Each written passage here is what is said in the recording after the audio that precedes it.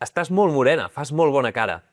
Aquesta és una frase que normalment la diem com un compliment i que culturalment l'associem a que aquesta persona porta molt bona vida, ha anat de vacances, està relaxada. Però, i si per la pell això no fos una bona notícia? Hi ha poques coses tan humanes com buscar la llum del sol. És una cosa quasi natural, la busquem per sortir de casa, ens dona vida, ens dona caliu. Però últimament hi ha una tendència a les xarxes de justificar aquesta naturalitat per exposar-te deliberadament al sol. Llavors, és bo això? És dolent? Existeix el bronzejat saludable? Hem de tenir més por de les cremes o de les cremades solars? Parlarem de tot això i molt més avui amb el doctor Ignasi Figueras Nart, que és dermatòleg de l'Hospital Universitari de Bellvitge, i avui sortiràs amb una idea clara de què has de fer, no només l'estiu, sinó durant tot l'any, per protegir la teva pell del sol. Ignasi, sigues benvingut a Veus de Bellvitge. Moltes gràcies.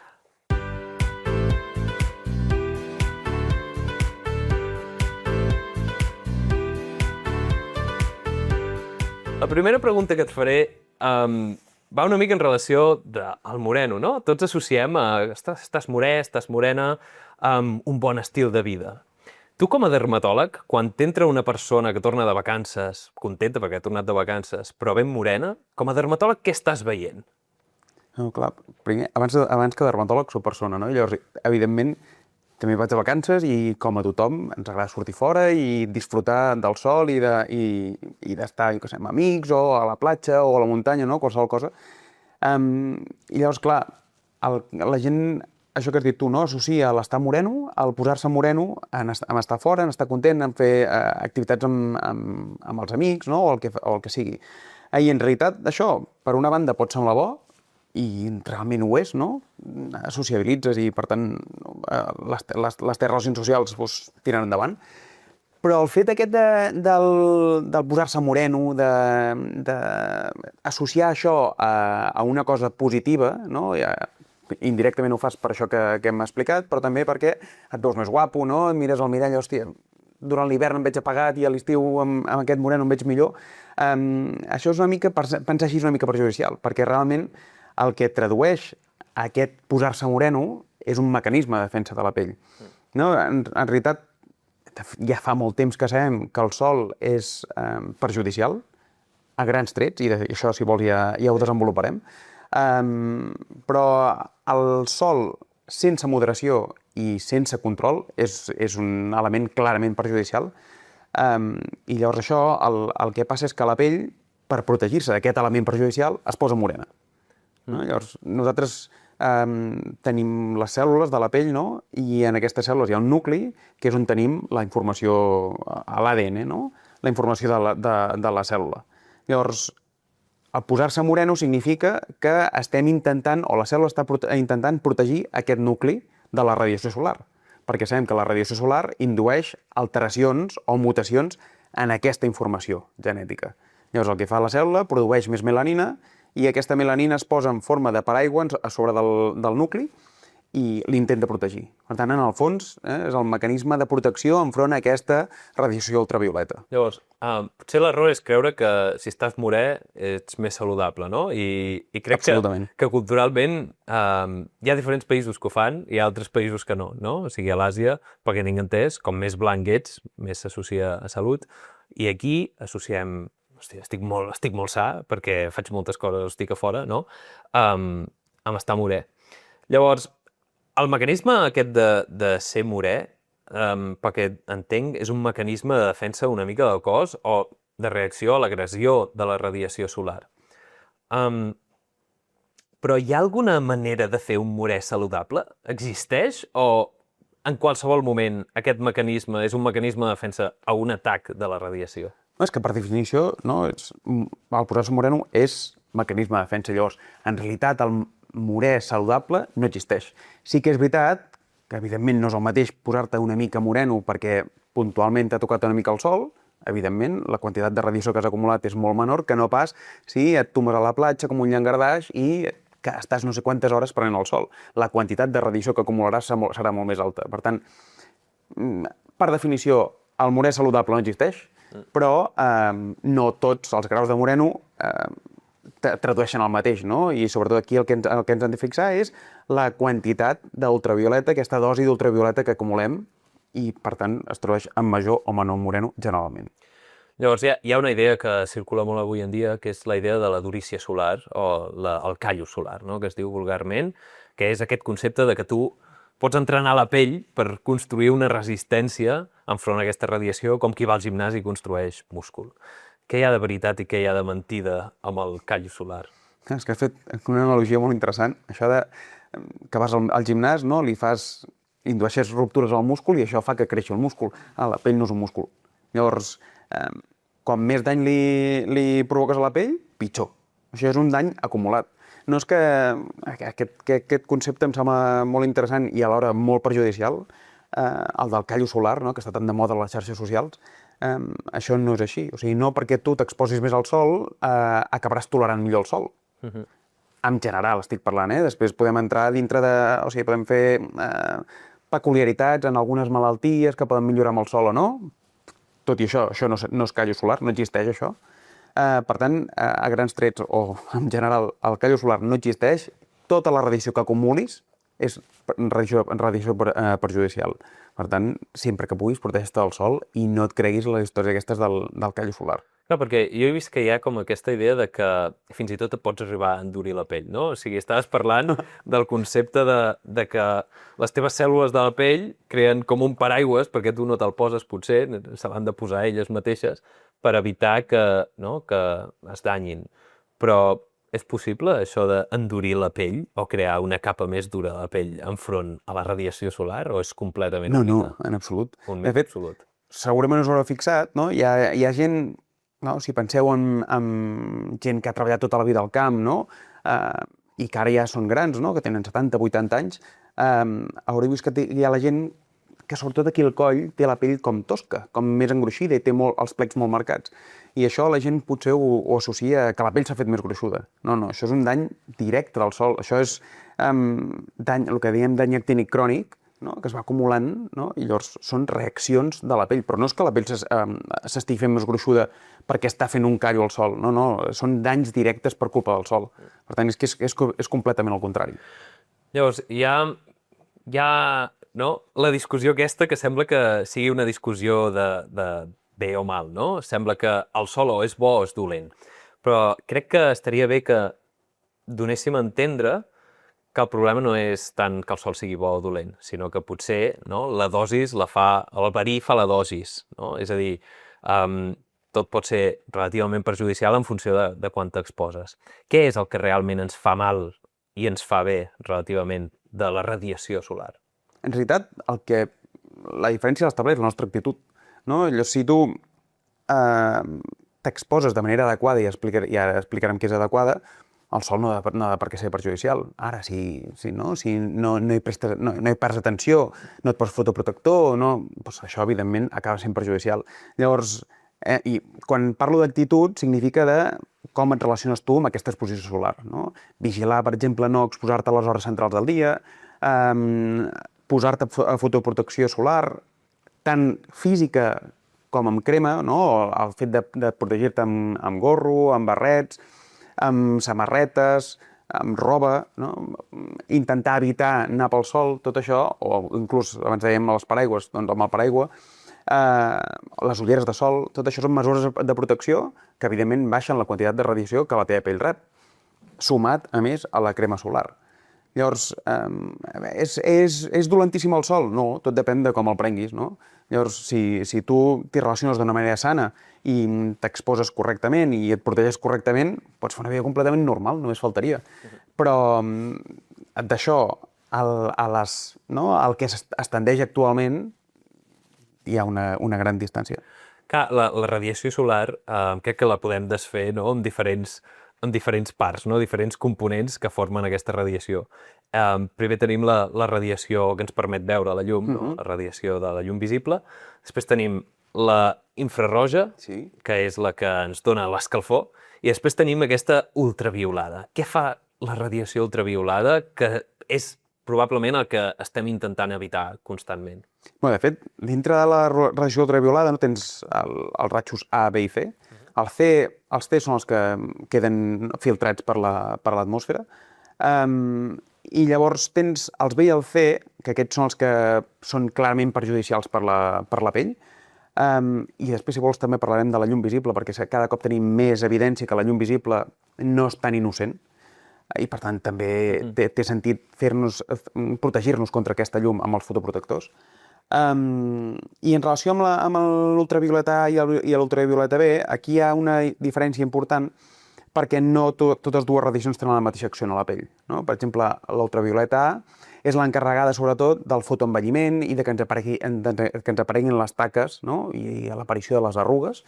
En canvi, l'ultravioleta B és la que s'encarrega més, o la més responsable, de les cremades i la que s'associa més al càncer de pell.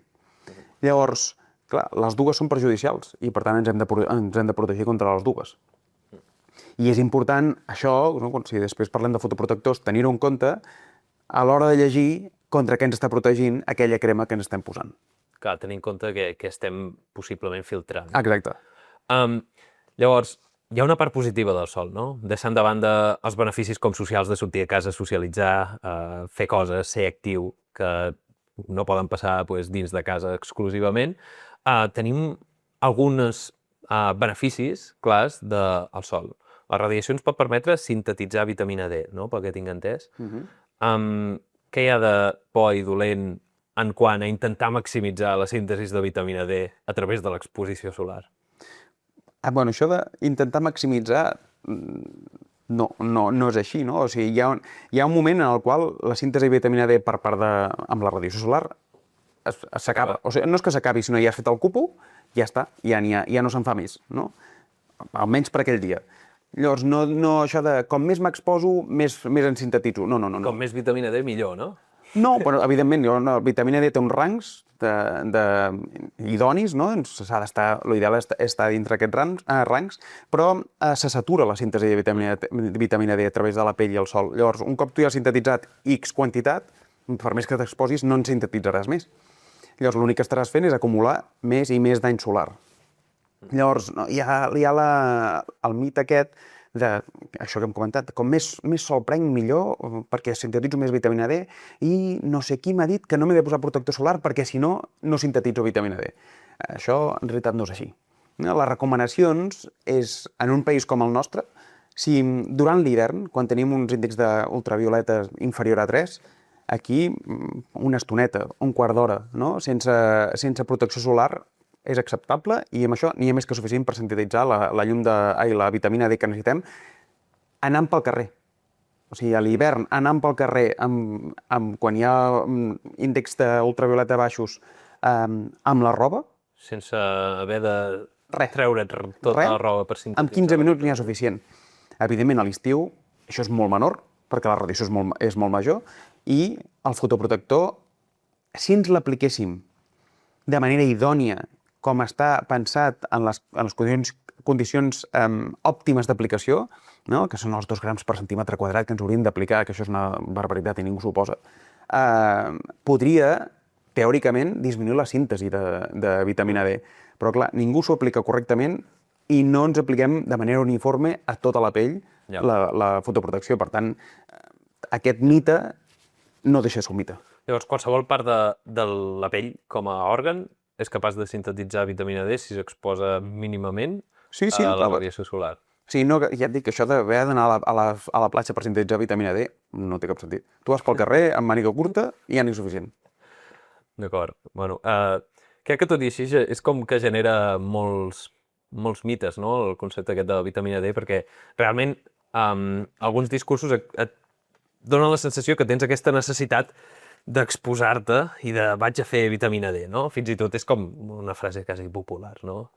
Però és que jo crec que això és més una excusa, no?, que una realitat, perquè tampoc podem oblidar que som un país mediterrani amb moltíssim sol, evidentment, i que a tots ens agrada estar al carrer. I és veritat que quan fa sol tots estem més contents. I jo en cap moment vull transmetre l'idea de que ens hem de quedar dintre casa i que no hem de sortir en absolut. O sigui, s'ha de fer vida normal, has de disfrutar dels amics, del sol, de sortir, de tot el que faci falta, però simplement quan et lleves i te'n vas a dormir al migdia et rentes les dents, i això és una cosa que és quasi mecànica. Doncs el mateix amb el fotoprotector. Surts de cara, et poses el fotoprotector i listos. Que, bueno, hi ha un tema que has mencionat, que és el tema de l'índex ultraviolat, no? A vegades jo penso que probablement si miréssim el temps i fossin núvols de radiació que venen cap a Catalunya i diguéssim, ostres, hi ha un núvol de radiació de qualsevol tipus, no? Que augmenta el risc de patir càncer. Llavors tothom prendria mesures. Però, en canvi, la radiació ultraviolada, que també és una radiació com perjudicial pel nostre cos, podem saber quanta radiació hi ha cada dia. Com fluctua aquesta radiació i és important que nosaltres sapiguem en quin moment del dia i en quins dies hi ha més o menys radiació? Sí que és important, sobretot. O sigui, és important en relació al que hem parlat abans, no? Quan hi ha índexs molt, molt baixos, no? Abans índexs per sota de 3, això a l'hora de la síntesi de la vitamina D té una rellevància per com t'has de comportar, no? Però en general, més enllà de que sapiguem la quantitat de radiació, tots sabem que al migdia són les hores de màxima radiació solar i que allà hem de prendre el màxim de mesures. Llavors, clar, ho tenim tan fàcil com agafar el mòbil i mirar la quantitat o l'índex de radiació ultravioleta que hi ha aquell dia. Això t'ha de canviar la manera en la que procedeixes? Jo diria que no, no? Si la norma és aplica't fotoprotector cada dia, pel que et pot servir és si te l'has de reaplicar més sovint o no, i segons les activitats que estiguis fent. Però mentre tu et posis fotoprotector a diari, i d'això si vols en parlarem, sobretot 50 plus, i en casos d'índex de radiació elevats, reaplicar-te'l de manera més o menys regular, jo crec que n'és suficient. Jo crec que tampoc cal que ens obsessionem i cada matí estiguem mirant l'índex, perquè a fons no ho farem, però sí que és important tenir en compte això, del protegir-se. I perdona, m'has fet una altra pregunta que també és molt interessant, és com fluctua això de la radiació al llarg del dia. Sí, i sobretot al llarg de l'any també. Perquè tots assumim que durant l'hivern hi ha menys radiació, no fa calor, per tant el sol pica menys. I en realitat això no és així, perquè a mitjans d'abril la quantitat de radiació, la radiació solar que tenim, és la mateixa que a mitjans d'agost. O sigui que aquesta percepció que tenim en base a la calor o a la temperatura que fa associada al sol no té res a veure amb la radiació solar. Potser és que també hi ha menys hores de sol, que no pas que hi hagi menys radiació, no? Absolutament, com més s'allarga el dia, més hores de sol. És com que tens més oportunitat d'exposar-te a la radiació que no pas que el sol sigui menys intens. Exacte.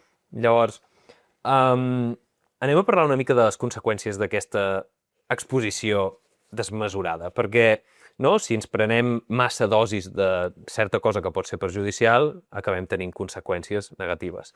Quines serien les principals conseqüències negatives de que jo m'exposi massa o de manera massa intensa, potser en un dia determinat, com cremar-me al sol? El primer que et pot passar és que et cremis, no? Llavors, aquest és l'efecte agut del sol. I això té més rellevància de la que ens pensem. Sí? Cremant-se vol dir posant-se vermells. O sigui, quan tu vas a la platja o vas a la muntanya i et poses una mica vermell, allò ja és una cremada solar. No cal que tinguis ampolles, no cal que se t'aixequi la pell perquè allò sigui una cremada. Vale. Només posar-te vermell ja és una cremada.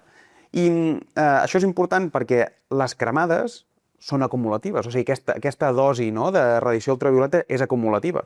Llavors, com més cremades tens, més augmenta el risc de càncer, per tant, de càncer cutani.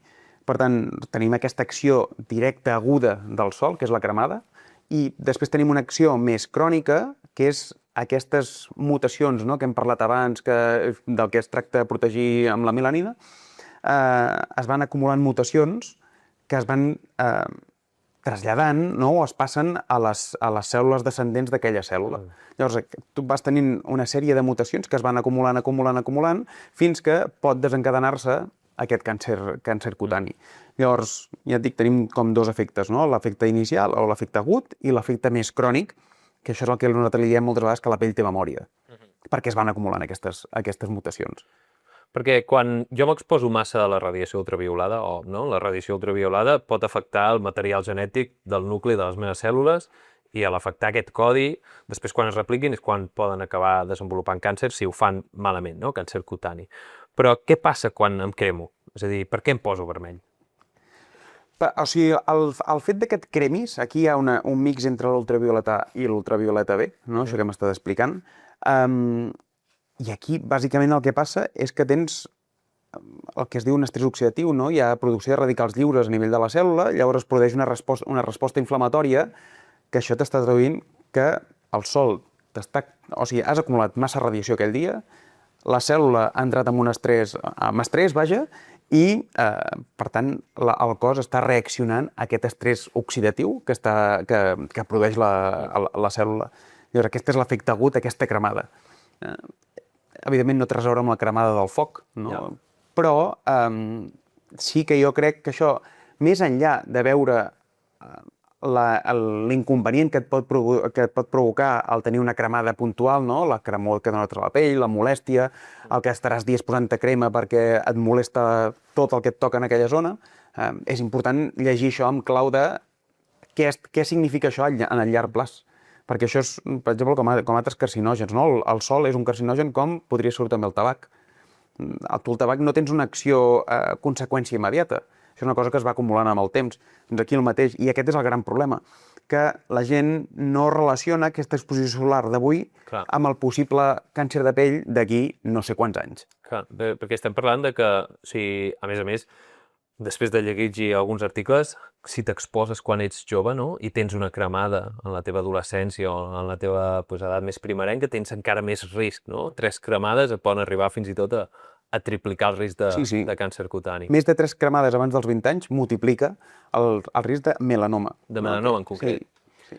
Perquè, ja et dic, o sigui, ara parlarem si vols, però hi ha diferents tipus de càncer, no? Hi ha alguns que s'associen més a exposició crònica al sol, i altres que tenen més a veure amb aquesta exposició més aguda, amb aquestes cremades que anem acumulant. Llavors, el melanoma, per exemple, no? Que és probablement el càncer de pell que més ens preocupa perquè és el que més complicacions pot donar, s'associa més a aquestes cremades puntuals, no?, que es van acumulant al llarg de la vida. En canvi, els altres subtipus, no?, els carcinomes, sobretot el vasosolar, però també el carcinoma escamós, aquests s'associen més a una exposició crònica, no?, sobretot aquesta radiació ultravioleta A que hem explicat.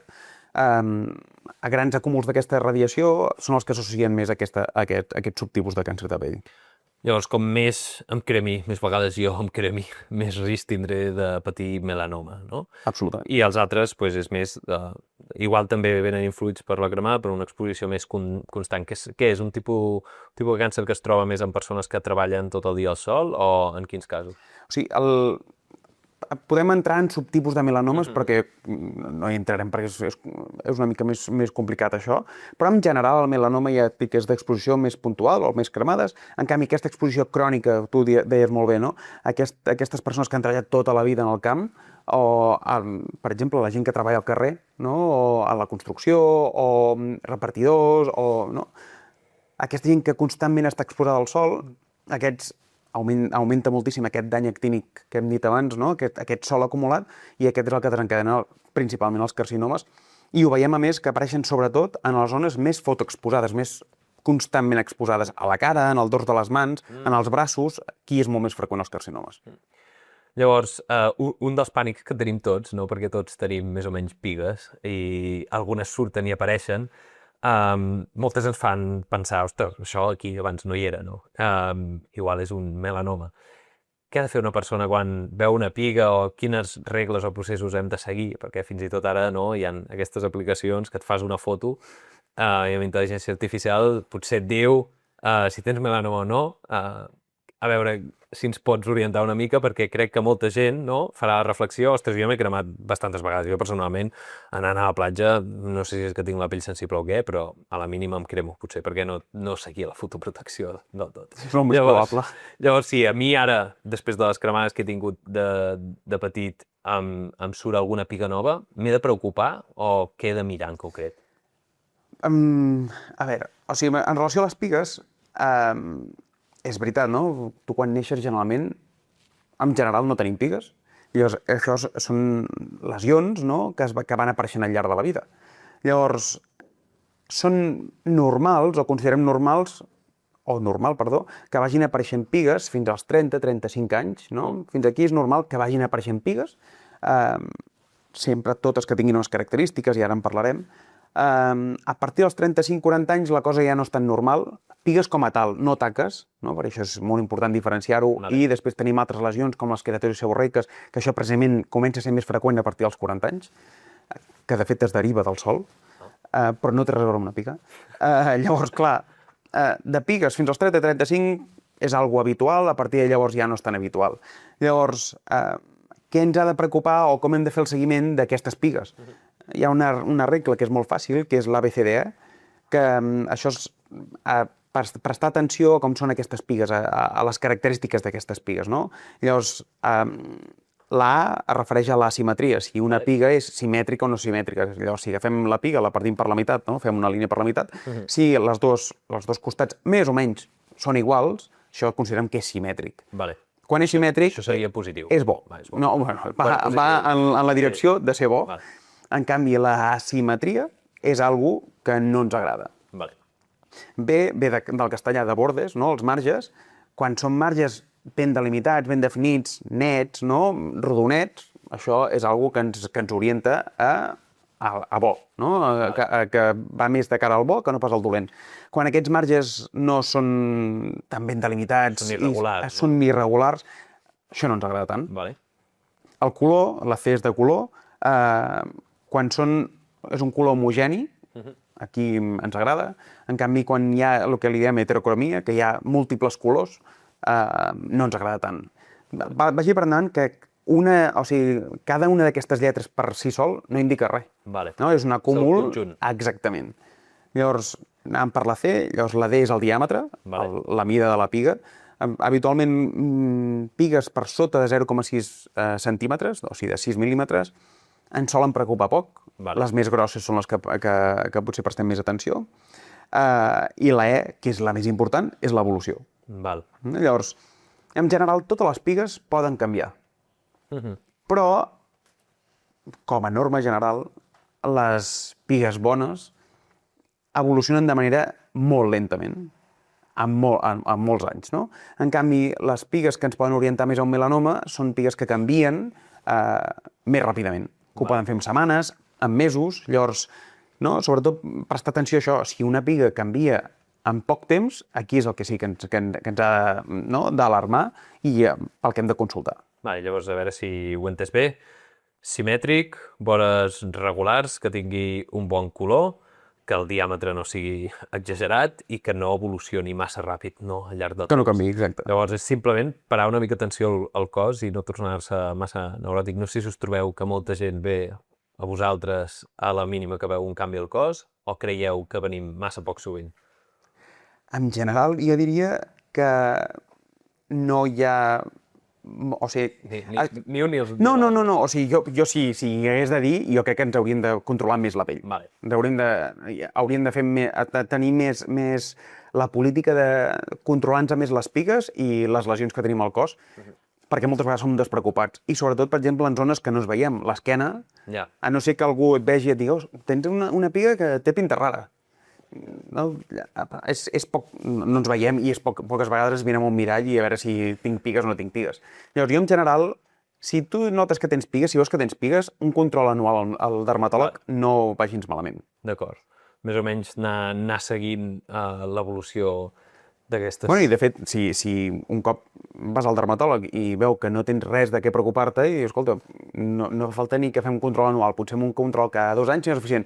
Doncs estupendo. Però almenys un control anual o anar-hi un cop que vegi a veure què tal està i en funció d'això decidir. Perquè una de les coses que crec que és important amb el melanoma és que com abans es detecti, abans podem actuar i més eficaç és el tractament. Això és el que tinc entès. O sigui, en realitat és com abans es detecta, o sigui, el melanoma aquí el que ens marcarà el pronòstic bàsicament és com de profund és. D'acord. Fins a quants mil·límetres arriba la cèl·lula més profunda. Llavors, això se li diu índex de Breslow i això és el que ens marca principalment el pronòstic d'aquell melanoma. Llavors, com més superficial és el melanoma, millor pronòstic. I com més profund, a priori, pitjor pronòstic. Llavors, clar, tot això depèn del temps d'evolució. Com més temps d'evolució... més profund es fa. Exactament. Llavors, com abans l'agafem, millor, perquè millor pronòstic té i, per tant, menys probabilitats de complicacions d'aquest melanoma. El melanoma ens preocupa més que els altres càncers de pell? Aquí, els dermatòlegs? En general, ens hauria de preocupar més? Sí, segur. O sigui, la gran diferència que tenim entre el melanoma i els carcinomes, o sigui, el melanoma és el que clarament pot donar més complicacions, i llavors dintre dels carcinomes, ja hem comentat abans que hi ha dos tipus de carcinomes, hi ha els carcinomes escamosos i els vasocel·lulars, que aquests ja hem dit que s'associaven més a aquesta exposició crònica al sol. Llavors, en principi, el carcinoma vasocel·lular, en la gran majoria de les vegades, no dona moltes més complicacions perquè no té aquesta capacitat d'anar-se'n a distància, no? De donar metàstasis. El carcinoma escamós sí que té potencial de poder donar metàstasi a distància, però ho fa amb menor freqüència que el melanoma. D'acord. Llavors, generalment aquests, els carcinomes, quan els identifiquem, els tractem i generalment es curen, a no ser que ja tinguin complicacions a l'hora de diagnosticar-los o que es compliquin després, perquè això és menys freqüent. En canvi, el melanoma, no, el que hem parlat abans, aquest índex de Breslow, aquests mil·límetres que infiltra, això són decisius per la capacitat d'escampar-se a distància. I llavors, per això és important atacar-lo i per això és el que ens preocupa realment, perquè la capacitat de donar metàstasi és més alta que en els altres. I és que afecti els altres òrgans i que això, en conseqüència, ens causi pitjor salut. Exacte. O fins i tot... Tingui un pitjor pronòstic. No? Tenir un pitjor pronòstic.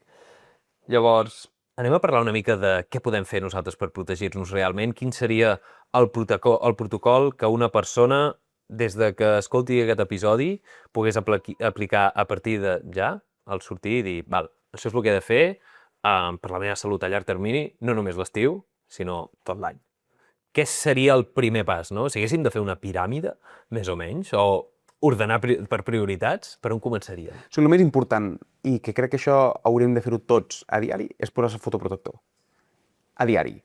Que molta gent es posa crema hidratant, doncs prefereixo que et posis crema protectora a crema hidratant a la cara. Perquè la hidratant simplement t'està donant potser un millor aspecte, momentani, res més.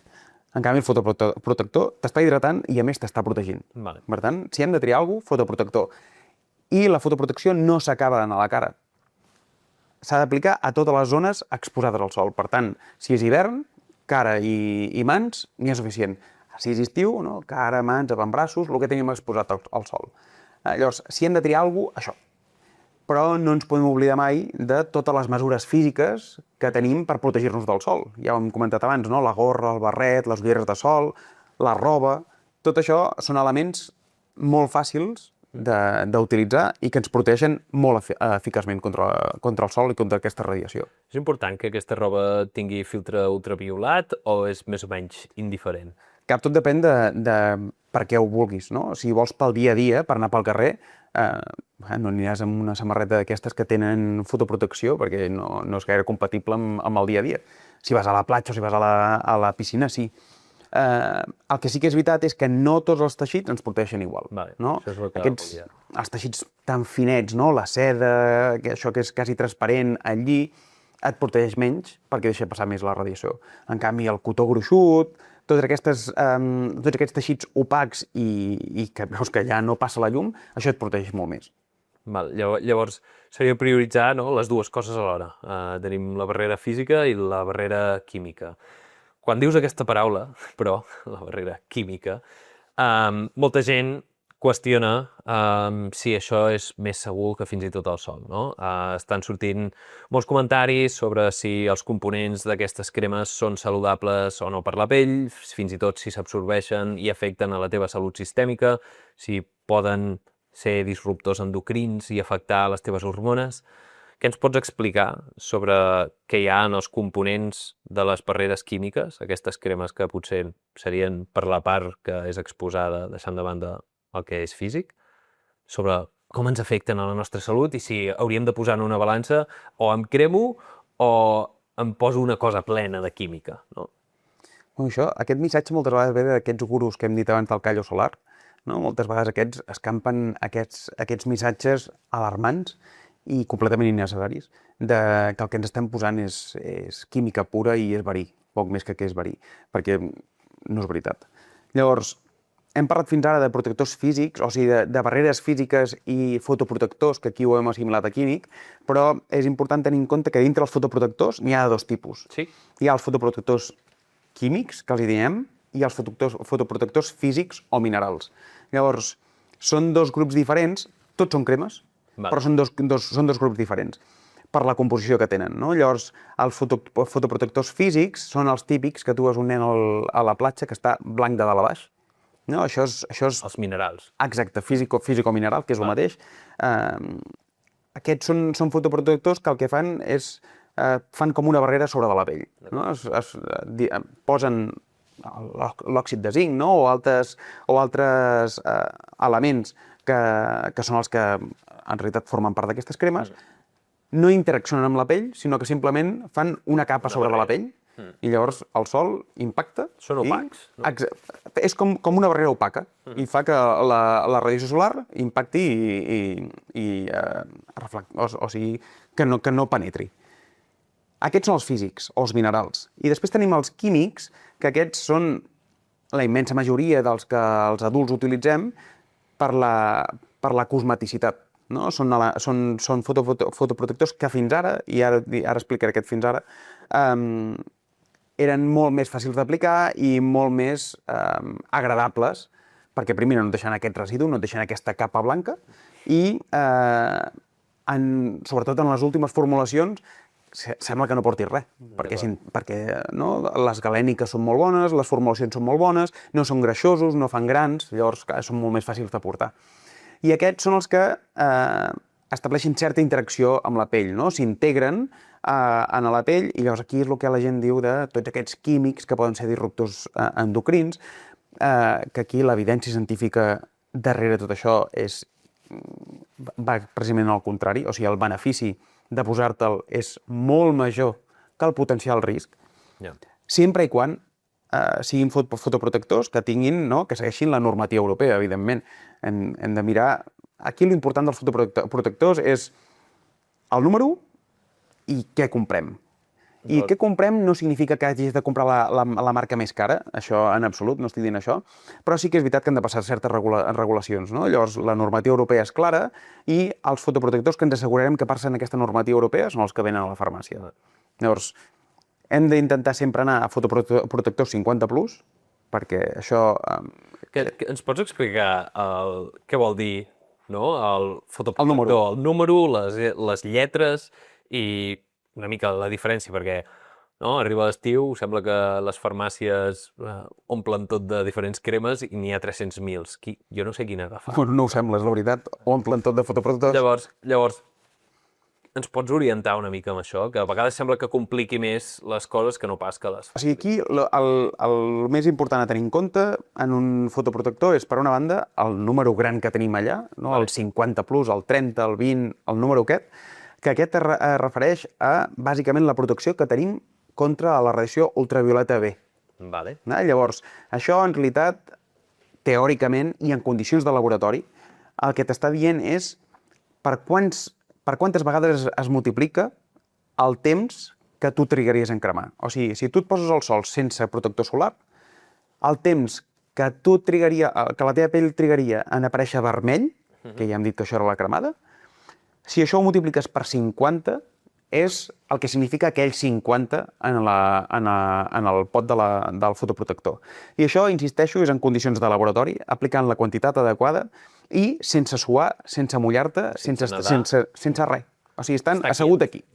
Llavors, això és el que significa aquell número. Però, clar, les condicions ideals no es repeteixen a la vida real. Llavors, la vida real és molt diferent. Per això, clar, et mulles, sues, estàs a la platja, no t'apliques la crema correctament. Llavors, una cosa és el que significa en la teoria i l'altra en la pràctica. I això fa referència principalment a l'ultravioleta B. Llavors, la relació mínima que estableix la Comunitat Europea és de 1 a 3, en general, respecte a l'UVB. Llavors, UVA, UVB, perdó. Llavors, generalment els fotoprotectors tenien menys protecció contra l'UVA. Vale. Protegen més contra UVB, ara i menys contra l'UVA. Cada cop més hi ha fotoprotectors que fan una protecció dual molt bona, no? De l'UVA i de l'UVB. I aquest és un número més petitó que hi ha, però hi ha molts fotoprotectors que et diuen 50 plus i a sota posen UVA 30 o UVA 50. No? Llavors, això és el que t'està protegint també contra UVA i aquest és el número que també és important mirar. Vale. I llavors, què volen dir aquests números, no? Del 20, el 30, el 40, el 50... Sí, fins i tot hi ha el 100. Sí. Són mesures més marketingianes que una altra cosa, aquest 100. Vale. És important? O sigui, hi ha molta diferència entre el 30 i el 50? Sí que és important. O sigui, fins al 50 hi ha diferències rellevants, per això s'estableix puntuacions diferents, 5, 10, 20, 30, però a partir del 50, si t'hi fixes, des de fa uns anys, quasi tots posa 50 plus, 50 i un més.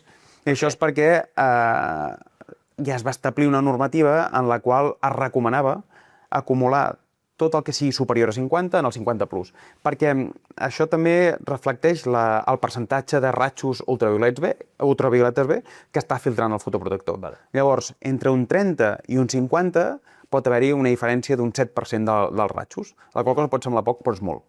Sí? Molt. No? I llavors podem passar d'un 92 a un 99%. De barrera. Exacte, de ratxos ultravioleta B que estem protegint. Però la diferència entre un 50 i un 80 potser és un 0,1%. Vale. Llavors, per això s'han acumulat tots aquests per sobre de 50 en el 50 plus. Vale.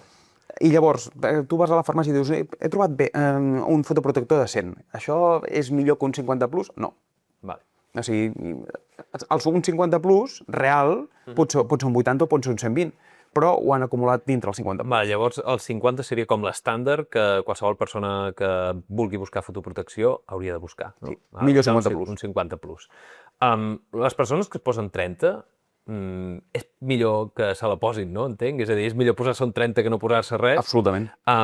I la diferència és, tot i així, és bastant rellevant. Per què algú s'hauria de voler posar un fotoprotector 30? Bueno, perquè hi ha molta gent que es pensa que, primera, que el moreno és algo guai i que si et poses un 50 plus no et posaràs moreno. I això no és així. Igualment et pots posar moreno. Però jo insisteixo, l'objectiu d'anar al sol, l'objectiu no hauria de ser anar al sol, però igual, si vas al sol, la qual cosa jo no critico, però si has d'anar al sol, fes-ho bé i protegeix-te bé. L'objectiu no ha de ser posar-se moreno. No? Llavors, si et poses un 30, ja hem vist que el percentatge de ratxos que filtren són menors, però llavors simplement reaplica't més freqüentment la crema. Reaplicació. O sigui, hem dit que la vida és caòtica i que no és com els assajos clínics que fan amb les cremes. Cada quan m'he de tornar a posar jo crema? Depèn del que facis. Si estàs en un dia normal que vas a treballar, doncs si és d'hivern, si et poses al matí, n'hi ha suficient. D'acord. Ara, si estem a l'estiu, no?, i ja has d'anar amunt i avall o vas a l'oficina, jo potser et recomanaria que al matí i al migdia t'ho tornis a reaplicar. Ara, si vas a la muntanya, si vas a fer esport, si vas a la platja, la recomanació, i entenc que això és complicat de seguir, és cada cop que surts de l'aigua, reaplicar-t'ho. És molt complicat. Sí. Llavors, com a mínim, si estàs actiu, jo ho faria cada hora i mitja. D'acord. Però si estàs molt actiu, jo ho faria més freqüentment. Sí, perquè has dit que el número 50 simplement vol dir que multiplica per 50 el temps que tu tardes en cremar-te, però no vol dir que no t'arribis a cremar, no? És a dir, no és una fotoprotecció absoluta. No, en absolut, en absolut. O sigui, ja et dic que això, i a més, tot això, insisteixo, és en condicions de laboratori, en condicions ideals, que disten una barbaritat de la realitat. Llavors tenim començar per barrera física, que és probablement el primer que posaràs a sortir de casa, no? Amb una roba que més o menys et fotoprotegeixi si vas exposar-te molt. Llavors la crema solar, indispensable cada dia, i que sigui idealment 50 més, i has parlat de que sigui d'oficina de farmàcia perquè és els que segueixen la legislació europea. Les recomanacions europees. Bueno, les recomanacions europees, perdoneu. No recomanes que comprem alguna cosa al supermercat perquè ara hi ha una tendència a l'alça, no? Molta gent es queixa de que el preu de les cremes és molt car. Sí, o sigui, sí i no. D'acord. Cada cop hi ha més alternatives i cada cop hi ha més alternatives a diferents preus. Hi ha cremes francament cares i hi ha cremes francament més assequibles. És veritat que no és res barat, però és algo en el que jo crec que sí que val la pena invertir-hi i ja et dic, no, si vas a la farmàcia no per comprar el més car estàs comprant el millor, en absolut. D'acord. Lo important és prestar atenció al número, que sigui a la farmàcia, i generalment jo recomanaria que com menys perfums tingui una crema, millor. Com més senzilla, millor. Sí, Vale. seguríssim. Perquè llavors també hi ha les tendències aquestes de fer la teva pròpia crema a casa. Això, què en penses? Que no. O sigui, hi ha poca discussió. Vale. No, primera perquè no saps la composició real del que estàs fent, o sigui, les interaccions que pugui tenir, i segona, l'estabilitat d'allò que estàs fent. Ja. Que això és una cosa molt important, també. Perquè això és un altre número, perdona, que no hem tingut en compte en els pots de crema. Si ens hi fixem a darrere, hi ha com un pot amb la tapa oberta i a dintre un número amb una M darrere. Sí. 6M, 12M. Sí. Això és el temps que aguanta estable aquella crema. O sigui, el temps que s'assegura que és estable aquella crema un cop obert. Per tant, això de posar-nos crema que vam obrir fa dos estius, no val. D'acord. D'acord. Llavors, anem a passar una cosa que jo crec que es passa bastant per alt, i és la fotoprotecció dels ulls. Crec que se'n parla molt poc, però si no protegim els nostres ulls, que també reben radiacions, pot tenir certes conseqüències relativament negatives. Què ens pots explicar una mica de la fotoprotecció ocular i si la recomanes? Cap, jo soc poc expert en ulls, D'acord? però per descomptat que la recomano, perquè a part els ulls, a part de l'ull, també hi ha la parpella, i llavors aquí sí que hi ha pell, i també és un lloc on pot aparèixer càncer de pell, per tant s'ha de protegir. Però també sabem que la radiació solar, a nivell ocular, ja et dic, jo no sóc expert i no em faré fora amb això, però no, hi ha certes patologies dels ulls que també s'associen a l'exposició, no? Les catarates, per exemple, augmenten amb l'exposició solar. Per tant, és importantíssim i no costa res posar-se les ulleres de sol. Inclús pots anar a la moda amb això. Vale. Llavors, protecció és física, protecció química o cremes, no? La barrera aquesta per la part que s'exposa. Després, ulleres, gorros, i després anem a trencar un mite que crec que és bastant important, que és els núvols, i l'ombra. Una sombrilla o un parasol em protegeix realment, i si avui, que feia bastant núvol, surto sense protecció, no passa res, no? No. O sigui, sí. El sol, no passa res, no, sí que passa. Evidentment no és la mateixa radiació quan està completament tapat que quan no ho està, però els rajos ultravioletes segueixen passant. Per tant, el fotoprotector s'ha de posar cada dia. La radiació hi és cada dia. Que sigui major o menor no vol dir que no sigui perjudicial. Per tant, això, el fet de que hi hagi de que no hi hagi sol i que hi hagi núvols no és l'excusa per no protegir-se, perquè igualment et pots cremar. De fet, si tu te'n vas a la platja un dia de núvol, pots acabar igual de cremat que un dia que no... A mi m'ha passat. Llavors, això no és excusa. I per altra banda, em preguntaves sobre... Hem parlat dels núvols i ara no sé què més m'havies dit. Els núvols i el parasol. Això, sí, perdona. El parasol, en realitat, parcialment sí que et protegeix. Ja. No? Sobretot els parasols que ara estan més de moda, que tenen... Filtre, no? Exacte, SPF 50, no? Perquè per al teixit que estan fent, dels que estan fet, no deixen passar el sol. Però això, en realitat, és una mica enganyós, perquè la radiació solar no és únicament la que t'arriba directament. Vale. La que hi ha al voltant, no? La dispersa, també. La que rebota... La que rebota a la sorra, o quan te'n vas a la muntanya o te'n vas a la neu, la que rebota a la neu, que això és encara pitjor que la que rebota a la sorra, aquesta també t'està afectant. Per tant, tu et pots, igualment, encara que estiguis sota del parasol, et pots cremar. Val. És a dir, que si estic a l'ombra no estic 100% salvat, no? Directament? No. Si estic a sota un arbre? Això no, o sigui... És millor que estar directament al sol. Clar, tens menys radiació, però això no... Perquè més molts pacients t'ho diuen, no, si jo no em poso protector perquè pel carrer vaig buscant les ombres. Bueno, això en realitat... No funciona així, no? D'acord. La gent que li agrada posar-se morena té una pràctica que estava llegint, que pot ser una mica curiosa, no? Que és el fet d'anar a cabines de bronzejat. Creus que podríem equiparar no exposar-se al fum de tabac voluntàriament, al fet d'anar a una cabina de bronzejat, o ho hauríem de legislar o parlar-ne igual? És a dir, posat d'una altra manera, és cancerigen anar a fer sessions de bronzejat? Sí. Sí, Sí, és un carcinogen. rotundament. Sí, i et diria és pitjor les cabines d'ultravioletes que l'exposició solar. Sí, de És debò? pitjor, i tant. I de fet ja se sap que l'exposició als llits d'ultravioleta, no? Aquests llits per posar-se moreno, augmenten de manera molt important el risc de càncer de pell i el risc de melanoma.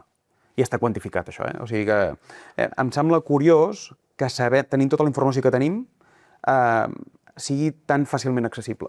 Ja. Perquè, en el fons, tothom és molt conscient de que el tabac és molt perjudicial, l'utilitzi o no l'utilitzi, però la gent no és tan conscient de lo perjudicials que són els ultravioletes. No, i a més fa com una prova de concepte real sobre que la radiació ultraviolada pot causar càncer, no? Perquè si nosaltres agafem a moltes persones i les posem en cabines de bronzejat on repliquem la radiació del sol i aquestes persones al llarg del temps tenen més càncer, vull dir, és una replicació... És com fer un assaig clínic, no?, una mica. Totalment. Llavors, no ho recomanes per res, no? En absolut. I la persona que es vulgui posar morena, què li dius? Si és que vol... No, perquè a vegades... És a dir, crec que és molt important, no?, reduir la dosis, però a vegades sembla que estiguem dient que hem de viure com un vampir, no?, fora de la llum solar.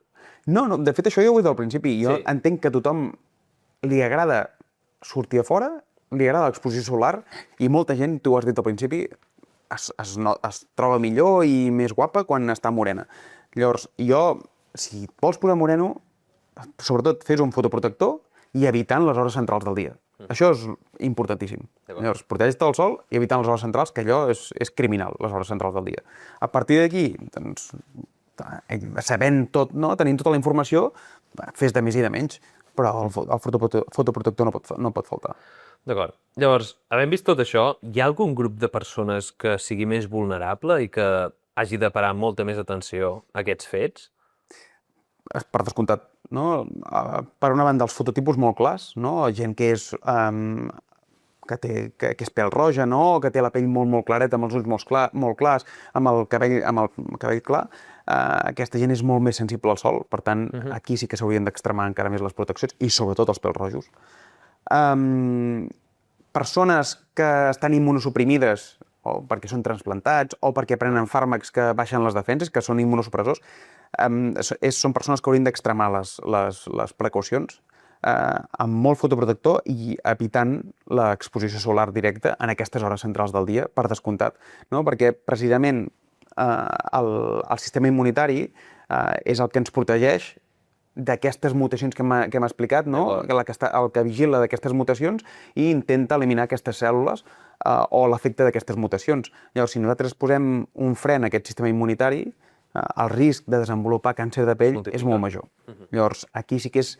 I, de fet, insistim i fem controls actius en aquests pacients per detectar, o sigui, primera, per intentar evitar el desenvolupament de càncer de pell i, segona, per detectar-ho el més ràpid possible. I llavors, nadons i embarassades típicament sempre intenten evitar el sol. És per algun motiu en concret?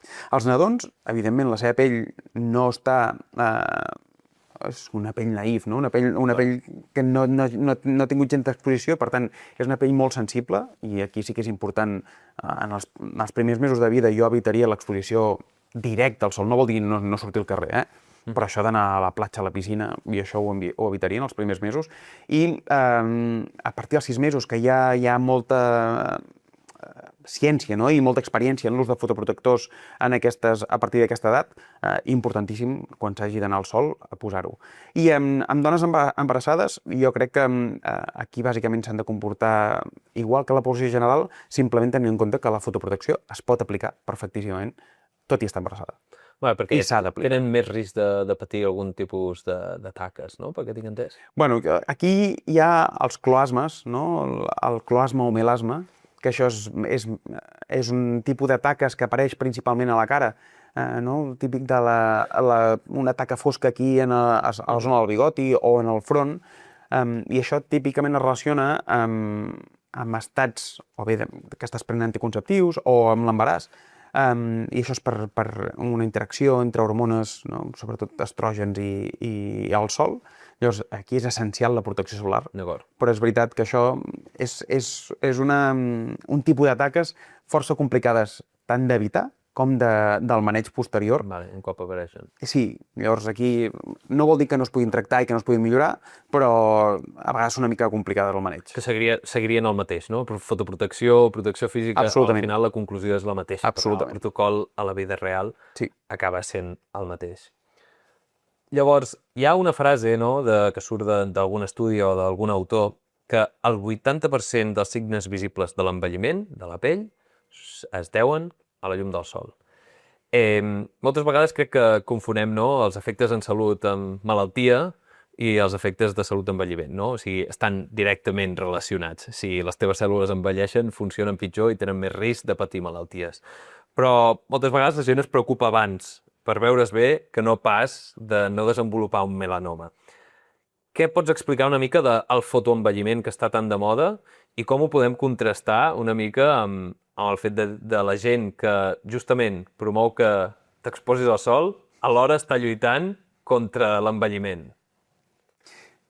Sí, és una paradoxa bastant interessant, perquè això, la gent, és que jo tinc moltes més consultes en la consulta, sobretot això més a nivell privat, pel fotoenvelliment que pel control de pigues, per exemple, o per la preocupació de desenvolupar un càncer de pell.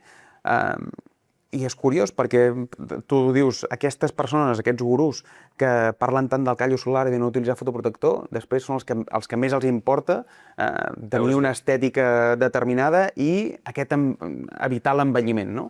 I és que una cosa va lligada a l'altra. O sigui, tu has dit el 80%, inclús jo m'atreviria a dir una mica més, perquè és que la immensa majoria de l'envelliment cutani és degut al sol.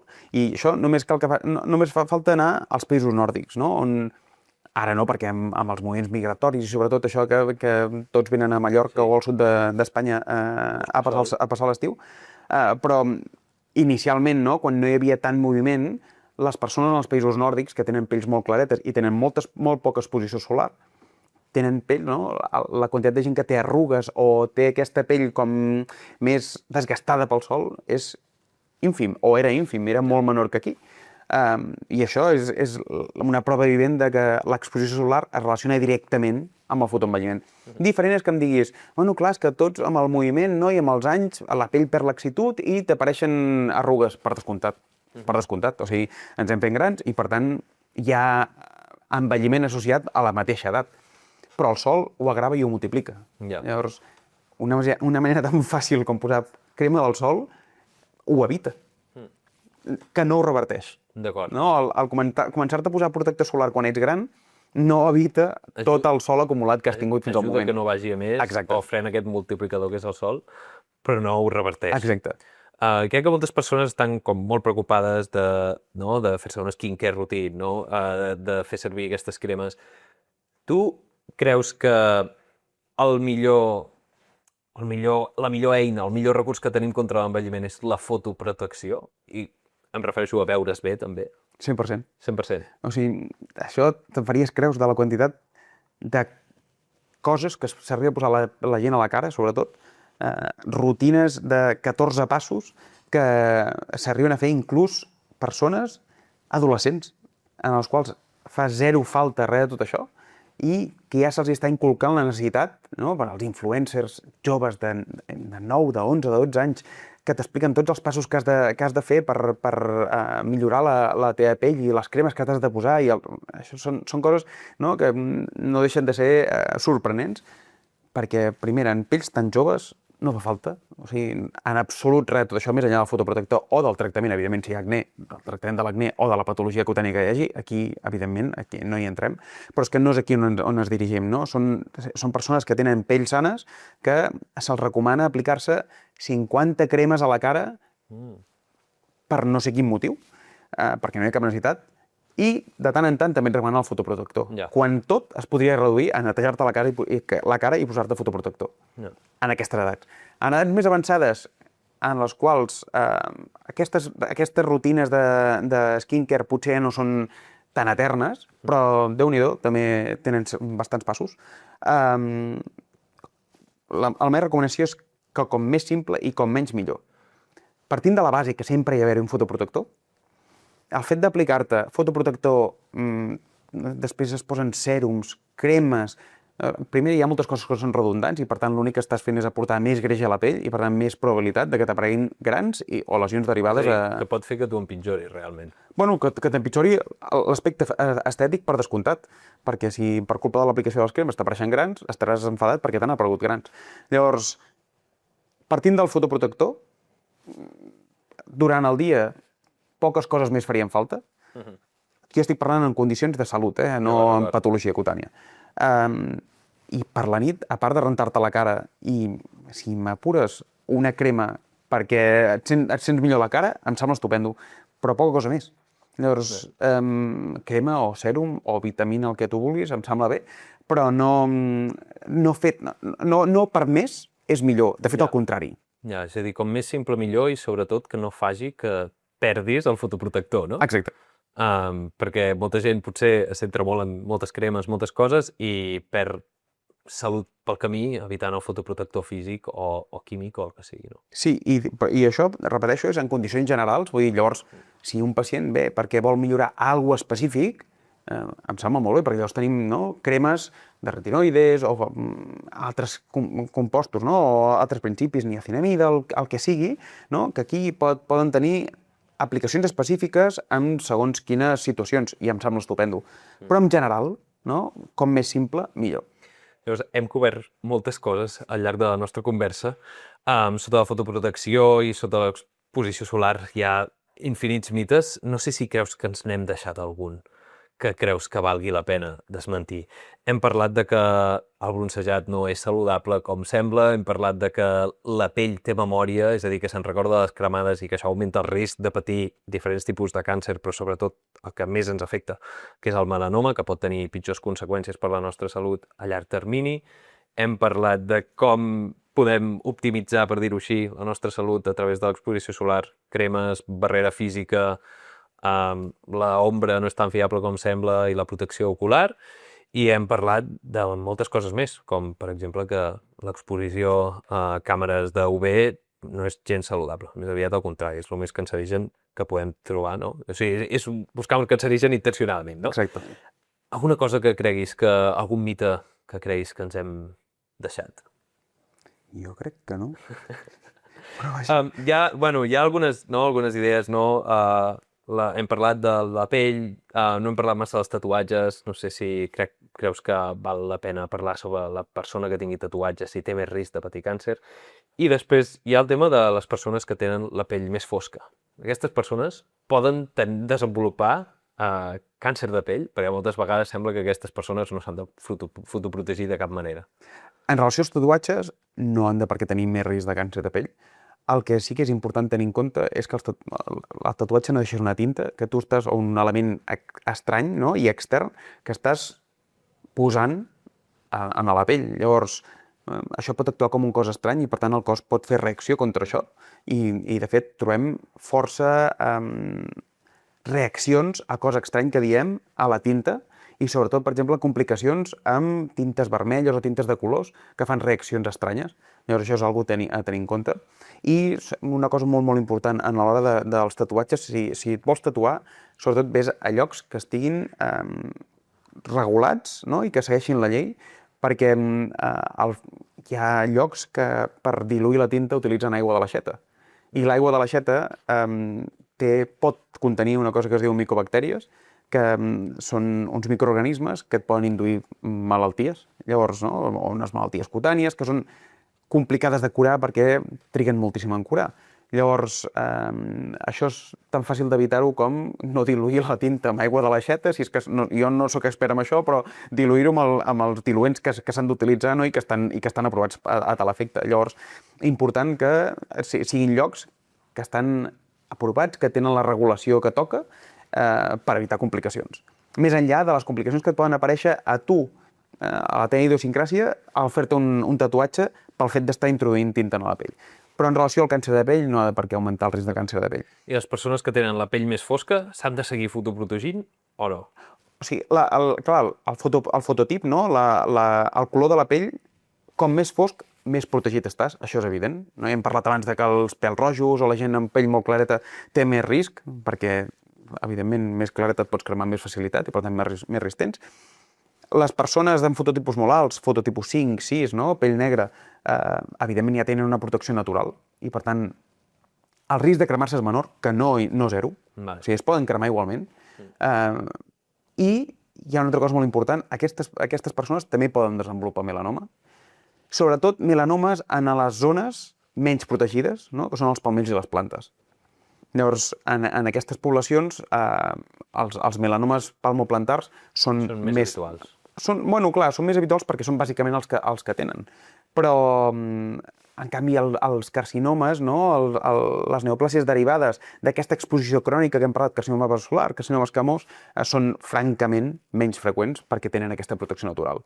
Però te'n faries creus moltes vegades de lo conscients que estan moltes persones de fototipus alt de la protecció solar i de la quantitat de fotoprotector que s'apliquen. Bueno, crec que és important, no? Al final segueix sent radiació per molt versat que estiguis genèticament per protegir-la, no? Llavors, hem cobert moltes coses. Jo només volia acabar agrair-te a tu una mica i a tots els dermatòlegs que esteu treballant a l'Hospital de Bellvitge, no només pel tractament que feu a nivell de dermatologia, sinó també per una mica portar seny i sentit comú, perquè a vegades sembla que hi ha discursos que havíem enterrat feia anys, no? Que una cosa tan evident com que la radiació solar pot ser cancerígena i que potencia de manera molt exagerada l'envelliment, que sembla que tornen, no? I sembla que hem de buscar el sol és el millor, el sol és la vida i tot l'altre no val, no? I nosaltres crec que hem de posar la línia de dir no, o sigui, aquí la ciència és molt clara, això no vol dir que no sigui positiu i que el sol sigui el dimoni que hem d'esquivar, no? Sinó que hem de portar sentit comú, evidència i objectivitat. Així que moltes gràcies per tota la feina que feu i també la divulgació que feu dia a dia, perquè m'imagino que amb tot el torrent, no? I cada estiu us venen aquests mites que heu d'anar trencant una i una altra vegada. Així que moltes gràcies, Ignasi. No sé si hi ha algun missatge que t'agradaria compartir o 3 conceptes clau a qualsevol persona que ens estigui escoltant? Bueno, el primer és un que has dit ara al final, que em sembla molt important, és el sentit comú. No? El sol per si no ha de per què ser dolent, sobretot si tenim sentit comú i el anem a prendre o ens relacionem amb el sol de manera sana i adequada. L'ús del fotoprotector és essencial, això és algo que hauríem d'incorporar a les nostres rutines a diari, i que la protecció solar no s'acaba amb la crema, sinó amb aquestes mesures físiques, no? De les quals hem parlat. I, per últim, una cosa molt important, sobretot ara que està tan de moda a les xarxes socials, el tema dels skincares, no? Com menys millor, i sempre que incloguin un fotoprotector. D'acord, perfecte. Crec que els missatges són molt clars. Moltes gràcies, Ignasi. Moltes gràcies.